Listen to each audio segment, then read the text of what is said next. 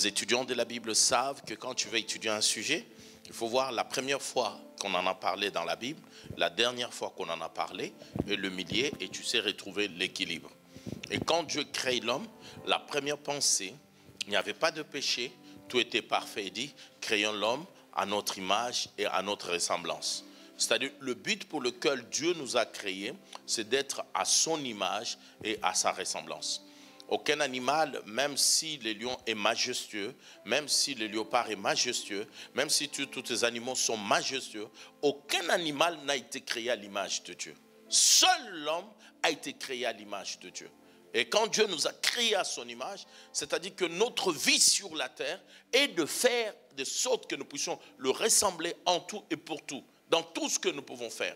Et cette ressemblance ne doit pas être faite dans l'apparence, mais dans notre intime manière d'être complètement en. La différence de la chrétienté d'aujourd'hui, que Dieu nous aide, qui nous soigne, c'est que la chrétienté que nous on a connue, et la vraie chrétienté que chacun de nous doit connaître, elle ne doit pas être une chrétienté d'apparence. Elle doit être une chrétienté d'intimité personnelle avec le Seigneur. Et vous savez, quand quelqu'un prend la décision de ressembler à Dieu, il n'a pas besoin de dire aux gens que je vais ressembler à Dieu. Les gens vont constater dans tout son être, dans toute sa manière, dans toute sa façon de faire, qu'il ressemble complètement au Seigneur. Nous avons eu quelques textes de base, Romains 8, 29, que maman va relire. Nous pouvons nous mettre debout. Et Colossiens 1, 15, ce sont des textes de base. Romains chapitre 8, verset 29, je lis au nom de Jésus. Amen. Car ceux qu'il a connus d'avance, il les a aussi prédestinés à être semblables à l'image de son Fils, afin que son Fils fût le premier-né entre plusieurs frères. Colossiens, maman. Le chapitre 1, le verset 15. Merci, Merdi, que Dieu te bénisse. Colossiens chapitre 1, verset 15. Oui. Il est l'image du Dieu invisible, le premier-né de toute la création. Il est l'image du Dieu invisible et le premier-né de toute la création. Quelqu'un acclame Jésus plus que son voisin. Il est l'image du Dieu invisible et le premier-né de toute sa création. Pouvons nous asseoir. Et nous nous sommes arrêtés sur le texte de la béatitude dont nous disons que ressembler à Dieu, c'est par rapport à notre caractère. Nous devons ressembler à Dieu par notre caractère, par notre manière d'être. Et cela va façonner notre manière. Frères et sœurs, quand on parle de la puissance, je reviendrai peut-être le mercredi, la puissance du Saint-Esprit, nous avons tendance à croire que la puissance du Saint-Esprit, c'est l'agitation. Nous avons tendance à croire que c'est ce qui est spectaculaire. Oui, Dieu est parfois dans les spectacles. Dieu est spectaculaire dans sa manière de faire. Mais souvenez-vous que quand Élie dit, je vis le vent, Dieu n'était pas dedans. Vous vous souvenez de ce texte? Je vis le feu, Dieu n'était pas devant. Mais sur quelque chose de doux et calme, et la pensée, baissez un peu le son, doux et calme, et la pensée et la parole de Dieu étaient là-dedans. Parfois, la ressemblance de Christ va toucher notre âme, notre identité, et doit affecter toute notre manière de faire, toute notre manière de fonctionner. De sorte qu'on dit, il ressemble à Dieu, il ressemble à Christ dans sa manière de réagir, dans sa manière de fonctionner. Il ne nous a pas laissés sur la terre pour impressionner le monde. Il nous a laissés sur la terre pour établir le caractère de Dieu dans le monde. C'est facile d'être comme tout le monde. C'est facile d'apparaître comme tout le monde. Mais être un véritable enfant de Dieu, laisse-moi te dire, c'est un défi de tous les jours. Et c'est un défi du quotidien. Et c'est un défi de foi qu'on a soi-même sans le vouloir le dire. Et c'est pourquoi même ce défi-là nous pousse à faire certaines déclarations pour ceux qui ont soif. C'est pourquoi les femmes et des hommes qui veulent totalement ressembler à Dieu, vous allez constater quelque chose. Quand tu s'agenouilles, parfois tu dis, mais il est marié, il a 2 papiers, il a des enfants, il a de l'argent, mais il ne fait que pleurer. Il ne pleure pas pour les choses de ce monde. Il pleure parce qu'il dit, je suis tellement éloigné de mon identité initiale. Laisse-moi te dire, quand tu t'éloignes de ton identité initiale, tu es léger. Tu deviens très léger et tu deviens vulnérable. Même une armée, quand une armée va en guerre, la force de l'armée c'est que la logistique doit faire qu'ils sont toujours raccordés à la source qui essaye de te régénérer tout simplement. Et quand dans la vie sur la terre, qu'on nous a laissé sur la terre, nous commençons plus à vivre une vie de celle que Dieu nous a demandé à vivre, nous sommes vulnérables. Nous avons été créés pour être ressemblés totalement à l'image de Dieu. C'est pourquoi, dans ce cadre, nous étions sur la béatitude, dans Matthieu chapitre 5, le verset 1 à 12. Maman, on peut avancer même déjà au verset 8. Verset 8. Oui. Heureux ceux qui ont le cœur pur, Oui. car ils verront Dieu. Heureux ceux qui ont le cœur pur, car ils verront Dieu. Aujourd'hui, parfois les gens le disent. Je ne suis pas là, moi, pour combattre l'église du Seigneur et je ne parlerai jamais du mal de l'église du Seigneur. Mais parlons-en. Parfois, quand il y a certaines choses, on doit nous-mêmes. Paul dit, on trouve chez vous des choses qu'on ne trouve même pas chez le païen. On trouve chez vous parfois des choses qu'on ne trouve pas chez le païen. Et dans certains domaines, on dit, heureux ceux qui ont le cœur pur. Mais comment on peut avoir dans l'église du Seigneur les gens qui n'ont pas un cœur pur? Certes, l'église, c'est l'hôpital, où les gens viennent avec des maladies pour être guéris. À l'hôpital, tu ne peux pas dire à quelqu'un, pourquoi tu viens avec un cancer? Quelqu'un, il va à l'hôpital. S'il ne vient pas à l'hôpital, il doit aller où? C'est à l'église que les gens viennent avec des imperfections, avec leurs maladies, avec tous nos problèmes, avec nos incapacités. Mais la pensée, c'est que quand nous demeurons, la Bible dit, venez tel que vous êtes, mais la Bible ne dit pas demeurer tel que vous êtes. Venir, on peut venir tel que nous sommes. Mais rester, on ne reste pas tel que nous sommes. Quelqu'un n'a pas dit amen puisque son frère. Alors, dans cette pensée, il dit, heureux ceux qui ont le cœur pur. Chaque enfant de Dieu, je méditais en haut, doit tout le temps s'interroger. Est-ce que mon cœur est pur? Tu ne dois pas répondre ça par toi-même. Tu dois regarder quand tu vois l'autre prospérer plus que toi. Comment réagit ton cœur? Tu peux mentir aux gens. Ah, je me réjouis pour toi. C'est facile de dire de belles phrases. Mais établir dans son cœur, tu t'imposes. Je vous donne un exemple terre à terre. Quand je donnais ma foi au Seigneur, un frère témoignait dans mon village, moi je suis villageois, il disait quelque chose d'extraordinaire. Il disait quelque chose de simple. Vous ne pouvez pas comprendre, nous le villageois on comprend. Le frère disait, j'avais faim. Je me suis converti. J'avais dit, je ne peux plus voler. Alors, je passais à côté d'un champ. Et c'était le champ de maïs, qui ne l'appartenait pas. Et il dit, son cœur le pousse, dit, tu as faim, tu peux aller cueillir le maïs d'autrui, qui ne t'appartient pas et manger. Il dit, j'ai dit à mon cœur et à mon corps, lève-toi, même toi, va prendre. Moi, comme je suis converti, je ne vais plus prendre les maïs des gens. Et j'ai continué ma route avec ma famille, et je n'ai pas pris les maïs d'autrui. C'est-à-dire que, quand on veut ressembler à Christ, c'est une discipline de tous les jours où je dis, j'impose mon cœur à être pur. Pas quand il n'y a rien. Vous savez, c'est trop facile que les gens viennent te visiter dans un deuil. Parce que dans le deuil, même tes ennemis diront, je ne sais pas si ça se dit, chez moi en Côte d'Ivoire, on dit Yako, c'est ça? Dit tout simplement. Même tes ennemis diront Yako. Même les gens diront oh, pitié, les gens diront vraiment, et toutes ces choses. Même tes ennemis.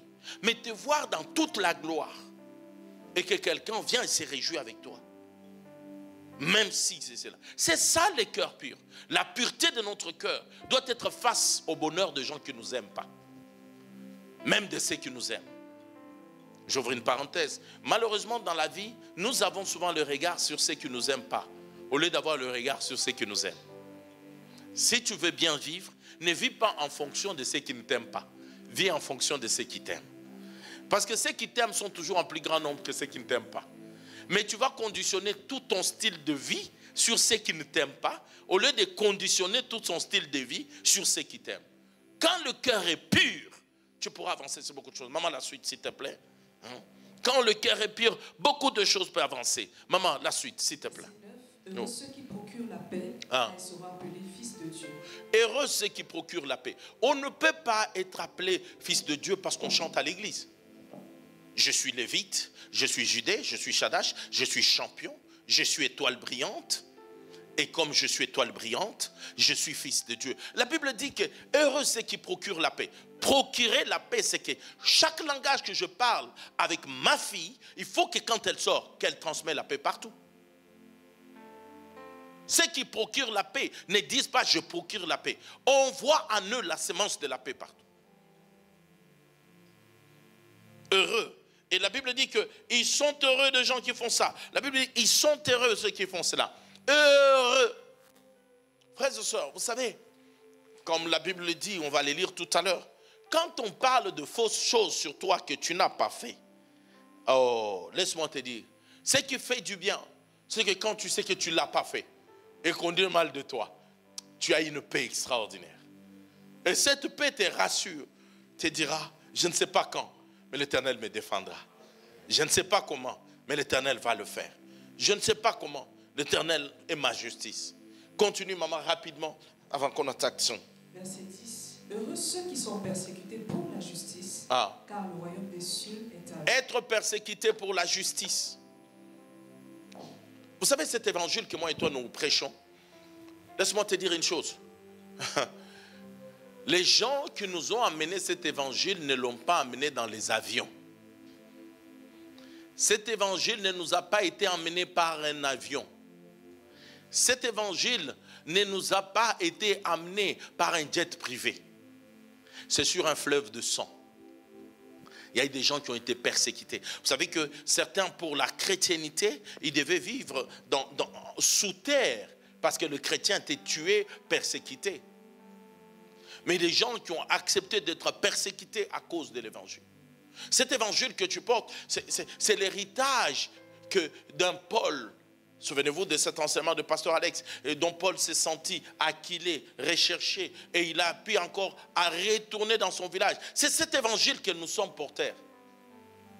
Des milliers de femmes et des hommes, avant de parler de Christ, tu diras, lui, il était 100% Dieu, 100% homme. Mais Paul était un homme de la même nature que moi et toi. Élie était un homme de la même nature que moi et toi. C'est des gens qui ont été persécutés. Dans mon pays où je viens un homme qui s'appelle Mosaï Dinabal, qui a été persécuté pour cet évangile. Et quand nous voyons certains d'entre nous dans des costumes, en train de parler de cet évangile, dans de beaux costumes, voyageant, ce qui n'est pas un péché.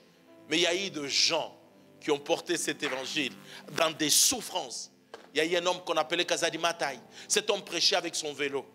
Mais il pouvait venir en Europe, il pouvait venir partout. Mais avec son vélo dans le village, il pédalait pour parler. Cet évangile, il y a eu des gens qui ont des cuisses, des souffrances dans des cuisses, des souffrances dans des genoux, des souffrances. Pour que moi et toi, nous puissions avoir l'évangile. Oui, on peut parler de la colonisation. Mais il y a eu des hommes qui ont abandonné l'Europe ici. Être dans des bateaux, il n'y avait pas d'avion. Dans des bateaux, faire des temps en disant comme l'évangile, Jésus vient bientôt, aller de village à village parlant de ce royaume. Il y a des gens qui ont accepté. Il y a beaucoup qui sont morts dans les forêts équatoriales à cause du malaria. Pourquoi? Parce qu'ils sont missionnaires. Un missionnaire ne s'occupe que de la mission. Ne s'occupe pas de lui, mais de la mission. Où sont des missionnaires aujourd'hui? Nous sommes tous les défendeurs de nos intérêts. Christ ne nous a pas créés pour nos intérêts. Il nous a été créé pour ressembler à Dieu. Ressembler à Dieu, c'est un prix à payer. Maman, continue. Verset 11. Heureux serez-vous lorsqu'on vous outragera, qu'on vous persécutera et qu'on dira faussement de vous toutes sortes de mal à cause de moi. Qu'on dira pour moi toutes sortes de mal à cause de qui? À cause de qui? Mais pas à cause de tes péchés.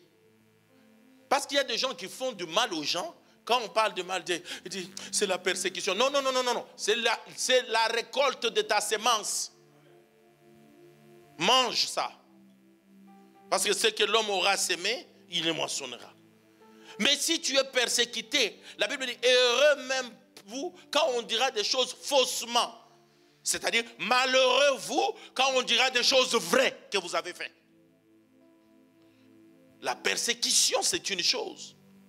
Mais la semence aussi, la récolte est une chose. C'est que l'homme aura semé, il le fera quoi? Il le moissonnera. Heureux seriez-vous lorsqu'on vous outragera, lorsqu'on vous persécutera et qu'on dira faussement de vous toutes sortes de mal à cause de moi. Ça, c'est le mot qui fait la différence.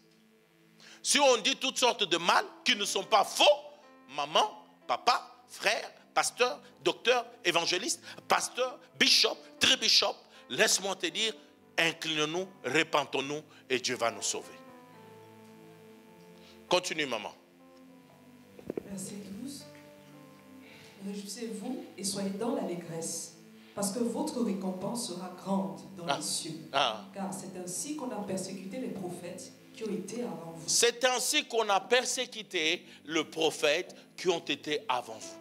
Frères et sœurs, nous ne pouvons pas choisir Christ et croire que tout sera facile.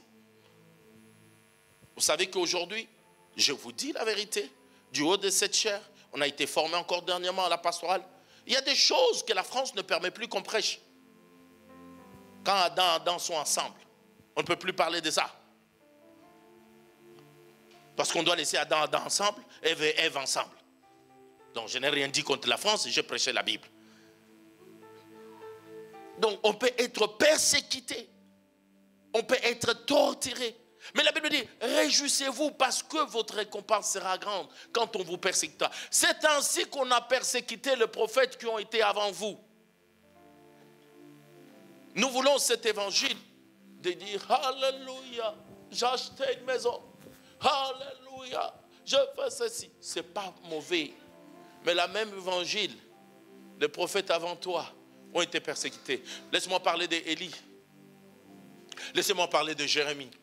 Frère, je descends et puis je vais remonter. Jérémie, tu veux le don prophétique, Jérémie. C'est comme nous ici en France, on est là, tu es le prophète français connu et tu t'élèves en 1914.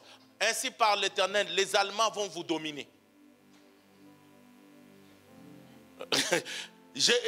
Voilà, tu es en Côte d'Ivoire, tu es ivoirien. Ainsi parle l'Éternel. Les Burkinabés vont vous prendre en esclavagisme. Ainsi parle l'Éternel. Et tout le monde le regardait. Tu es au Congo, tu t'élèves. Ainsi parle l'Éternel. Le Rwandais vous dirigeront. C'est ça le prophétique de Jérémie. C'est ça Jérémie. Et il prophétisait à haute voix en train de dire ça. Il était haï de tout le monde. Mais il a réussi sa mission sans succès. C'est ça le prophétique. Et lui, il était là. Et tout le monde était là. Hein? En France, la Bible dit, priez pour le pays dont l'Éternel vous a donné, car votre bonheur en dépend. Mais le prophète Jérémie, là, c'est lui qui dit que Dieu nous a choisis depuis le ventre de sa mère. C'est dont tu l'as connu d'avance, là. Cet homme qui avait une prophétie extraordinaire. La vie du prophète Jérémie.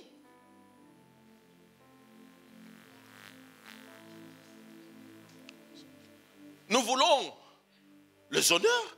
Quand on entre dans une conférence, on nous porte deux sacs, on nous amène ceci. Ce n'est pas mauvais, c'est un protocole d'organisation. Ce n'est pas un péché. La Bible dit ceux qui sont à la prédication ont droit à une double honneur. Mais il est aussi question que ceux qui sont à la prédication sont susceptibles d'être persécutés. La pièce de 2 € a la face A et la face B. C'est pourquoi, même quand tu deviens de plus en plus intègre, les gens doivent te critiquer. C'est pour te ramener. Frère, descends sur terre. Tu n'es pas Dieu. Oh ma soeur, descends sur terre. Tu n'es pas Dieu. Il faut prendre ça comme ça. Et on dit heureux parce qu'on est persécuté pour Christ. On doit ressembler à Dieu. Ton maître lui-même, le modèle parfait de notre vie, a été persécuté. Ressembler à Dieu. Nous devons le ressembler en toutes choses. Aujourd'hui, l'évangile de démangeaison, Paul dit à Timothée, les gens n'aiment plus qu'on leur prêche la vraie évangile. Ils veulent qu'on leur dise des choses qui font du bien, qui font la démangeaison. Et quelqu'un qui fait quelque chose de mal, ne lui dis pas qu'il fait quelque chose de mal, prophétise-le que c'est son grand-père qui avait fait quelque chose de mal, dis-le tout simplement, ils viendront nombreux, ils diront des choses qui leur plairont. Mais quand tu mets quelqu'un face à sa responsabilité, dis, ma soeur, mon frère, tu as été créé toi pour ressembler à Dieu. Par ton caractère, par ta personne. Et Galates continue pour nous aider encore à ressembler à Dieu. Galates chapitre 5, le verset 22 à 23. Écoute ce que Galates dit encore. Galates chapitre 5, à partir du verset 22. Le fruit de l'esprit, c'est l'amour, la joie, la paix, la patience, La bonté. Recommençons. Ça, c'est des choses, c'est des premiers textes que j'apprenais à mes enfants. Sur le fruit de l'esprit, à les citer, à le reconnaître. C'est le fruit de l'esprit. Un arbre, on reconnu par ses fruits. Tu peux voir un arbre comme ça, c'est quand tu prends la mangue, tu sais que ça c'était manguier. Parce que si je te présente le tronc d'arbre du manguier, de l'orange, du citron, tu ne pourras pas distinguer. Pour toi, ce sont des troncs d'arbres. Tu ne peux pas me dire que ça c'est l'orangerie, ça c'est le manguier, ça c'est là où il y a la clémentine. Non. Mais quand tu prends le fruit, tu sais, ça c'est l'orangerie. Et maintenant, toi, quand on mange le fruit que nous consommons, qu'est-ce que tu nous donnes? Il dit, le fruit de l'esprit, c'est quoi? L'amour, c'est comme si, quand on parle, on n'a pas dit au pluriel, on a dit le fruit. C'est qui? L'amour. Maintenant, dans l'amour, on commence à décortiquer toutes ces choses. On dit, il y a quoi? La joie. La joie. La paix. La paix. La patience. La patience. La bonté. La bonté. La bénignité. La bénignité. La fidélité. La fidélité. La douceur. La douceur. La tempérance. La tempérance. Qui t'a dit que parce que tu es un homme, tu ne dois pas avoir la douceur? Cela ne fait pas de toi un efféminé quand même. La douceur est biblique. Que quelqu'un dit à frère Merdi, et quelqu'un dit à frère Merdi dit à frère Blessy, la douceur est biblique. Même si on est DA, même quand on est directeur artistique, la douceur, elle est biblique. Il faut qu'il y ait la douceur. Même nous les villageois. La tempérance. On ne parle pas de la tempérance quand tout va bien. On veut connaître ta tempérance quand on t'a mis dans des conditions que tu ne peux pas réagir. Que le corps commence à bouger de là jusque là. Frère, ce fruit-là n'est pas le fruit de l'esprit. Regardez, la bonté. Frère, soeur, regarde quelqu'un dit, tu as été créé pour ressembler à Dieu. Hein? Regardez, les gens croient que, même un peu Jean 10. Regarde un peu tout simplement. Regarde un peu tout simplement. Hein. Vas-y. Jean chapitre 10, verset 10. Hein. Le voleur ne vient que pour dérober, Hein. égorger et détruire. Moi, je suis venu afin que les brebis aient la vie et qu'elles soient dans l'abondance. La vie ici en abondance, quand les gens lisent cela, la première pensée dit, beaucoup de maisons, beaucoup de belles voitures, la vie en abondance. Non, la vraie abondance, c'est que beaucoup de Dieu en toi. C'est beaucoup de Dieu en toi. Que quand on vient cueillir, quel fruit qui sort? Bonté, fidélité, paix. Parce que c'est lui qui a avalé Dieu en lui. Il a le fruit de Dieu. Nous voulons, c'est que nous faisons. La Bible dit, c'est de l'abondance du cœur que la bouche parle. De l'abondance de la quantité de Dieu en nous. C'est le fruit qu'on va accueillir. Quand on a tellement la quantité de Dieu en nous, ça sera plus facile. Aujourd'hui, il y a des fruits qui sont croisés par les gens qui font la botanique, qui prennent les bananes, qui les croisent avec tout simplement. Bon, si on croise, reviens sur Galates s'il te plaît bien-aimé. Si on croise en croisant la bonté, la paix, ensemble, toutes ces choses, ayant le plus grand fruit qui est l'amour qui nous couvre tous, c'est facile. Mais nous prenons le cocktail de quoi? L'impatience, la colère, le trouble. Et regardez le machiavélique. Le machiavélique dit quoi? Un chef doit faire peur. C'est diabolique. Un chef doit rassurer. Quand tu es un enfant de Dieu, il faut qu'on sente l'assurance. Et cette assurance pousse les gens à donner le meilleur, à agir dans le meilleur. Parce que tu es la pensée de Dieu. Dieu nous a créés pour le ressembler. Frère, pas le ressembler en apparence, dans notre intime caractère, même dans notre mariage. même dans notre travail, même dans notre manière de faire. Et ce frère, c'est cantique que le frère a chanté, qui dit clairement, je vais être comme Jésus, tous les jours de ma vie.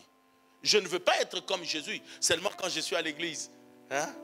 Souvenez-vous de ce beau témoignage d'un bon pasteur qui me rappelait, qui disait que ils étaient là, ils sortent de l'église, maintenant ils arrivent à la maison, sa femme lui appelle, chérie, ça va bien? Il dit, hey, on n'est plus à l'église, change de voir. Comme si on ressemble à Jésus, qui quand on est à l'église. On doit ressembler à Jésus chaque matin, chaque jour, chaque soir, même dans nos querelles. On sait que ça, il ne fera pas à cause de Christ. Il dit, la patience, la fidélité, la douceur, la tempérance, continue. La loi n'est pas contre ces choses. Même un païen, quand il voit ces fruits en toi, il est dans la joie de dire aux gens, un jour une personne est venue ici de l'université, mon fils Francis était le chef, c'est-à-dire qu'on a le nommé responsable de toute l'université. Alors, un frère témoignait qu'il avait invité il y a quoi, 15-12 ans ici, il disait, quand on parle de Jésus, moi je n'ai jamais vu Jésus, mais quand je vois Francis, je vois Jésus. C'est un païen qui dit ça. C'est-à-dire qu'il mangeait le fruit. Frère, quand on mange le fruit, on sait dire que c'est succulent. Quand on mange la bonté en toi, même quand on fait semblant, on sait que le frère, il a la bonté. Quand tu es celui qui a la fidélité, j'en dis, ah, malgré tout, mais on sait que cette personne a la sémence de la fidélité. Mais pas la fidélité à des mauvaises choses. Hein. La fidélité à des choses conformes à la parole de Dieu.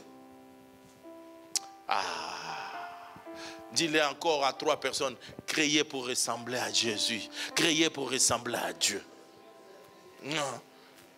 Notre stabilité cette année, quand tu ressembles à Dieu, tu auras la stabilité. Parce que Dieu est stable. Nous disons, Seigneur, nous voulons vraiment l'année de la... Il dit, la loi n'est pas contre ces choses. Même le monde n'est pas contre ces choses. Oh Seigneur. 2 Pierre chapitre 1, le verset 5 à 8, je vais m'arrêter là.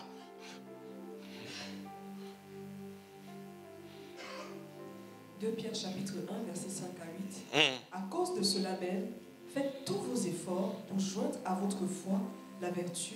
Attends. La foi seule ne suffit pas.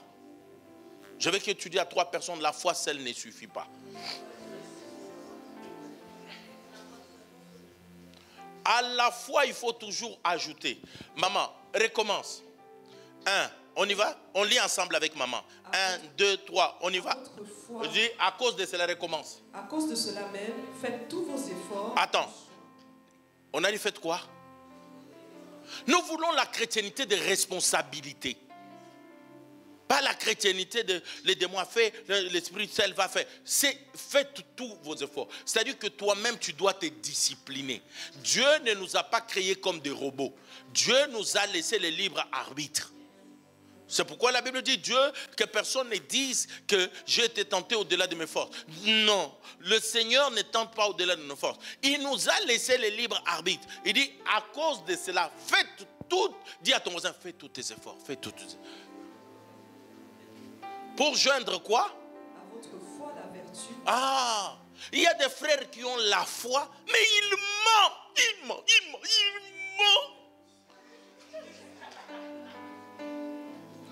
Mais ils parlent en langue. Il ment. Et il a tellement menti qu'il a fait de son mensonge sa vérité. Il y a des mensonges, quand tu les as tellement répétés, tu commences à convaincre même ta conscience que c'est la vérité. Et pourtant, c'est un mensonge. Tu dois faire un effort. Frère, l'homme qui regarde les actes condamne, mais le Seigneur qui connaît le cœur. Frère, fais un effort. Il y a des frères convertis, mais qui s'énervent, colériques. Faites un effort. Il y a des frères qui sont chrétiens, mais critiquant les gens. Matin, midi, soir. J'ai la foi, j'ai la foi. La foi ne suffit pas. À la foi, on ajoute. Et faites de tous vos... C'est-à-dire que c'est un problème. Le christianisme, c'est la responsabilité. Faites de tout... Pour joindre à votre foi un quoi? À votre foi, la vertu. Et à la vertu? À la vertu, la science. Continue, maman. À la science, la tempérance. À la tempérance, la patience. À la patience. Est-ce que vous voyez un peu toutes ces choses? Il y a un tableau qu'on doit travailler. Faites-moi, multimédia, travaillez-moi ça comme un tableau. À la fois ajouté, sorte de chrono. Comment ça sort? Et tu vois que toutes ces choses doivent être ajoutées et compris. Pour ressembler à Dieu, Dieu nous a laissé le libre arbitre. C'est un choix. Je mets devant toi la mort et la vie. Mais je te conseille. Il ne te dit pas, je t'oblige. Être sorcier, c'est un choix. Être chrétien aussi, c'est un choix. Que Dieu vous bénisse.